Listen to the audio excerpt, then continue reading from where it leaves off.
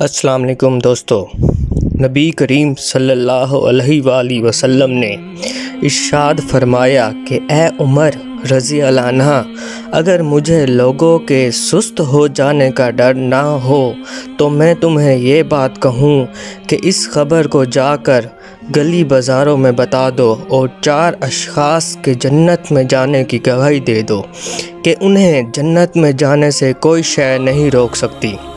حضرت عمر رضی اللہ عنہ نے عرض کی کہ حضور صلی اللہ علیہ وآلہ وسلم وہ کون کون ہے؟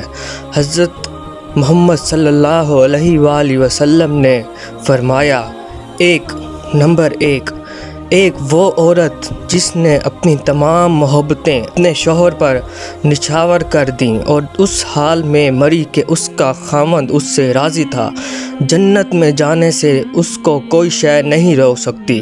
نمبر دوسرا وہ شخص جس کے بچے زیادہ ہوں، ذرائع آمدن تھوڑی ہو، لیکن اس نے اپنے بچوں کے پیٹ میں کبھی حرام کا لقمہ نہیں جانے دیا ہو، قیامت کے دن اس کو بھی جنت میں جانے سے کوئی شے نہیں روک سکتی۔ نمبر تیسرا وہ شخص جو اپنے والدین کے ساتھ حسن سلوک کرے اور اس کے والدین اس پر خوش ہوں اور اس پر راضی ہو جائیں۔ نمبر چوتھا وہ شخص جس نے ایسی سچی توبہ کی ہو کہ گناہوں کی طرف پلٹنا اس کے لیے اتنا مشکل تھا جس طرح جانور کے تھن سے نکلا ہوا دودھ واپس نہیں جا سکتا۔ ماں باپ کی خدمت کرنے والا، ماں باپ کو راضی کرنے والا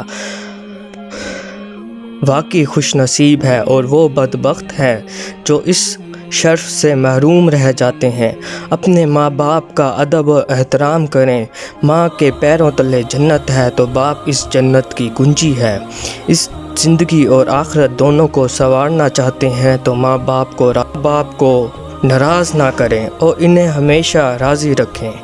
اپنا خیال رکھیے گا اور دعاؤں میں یاد رکھیے گا۔ اللہ حافظ۔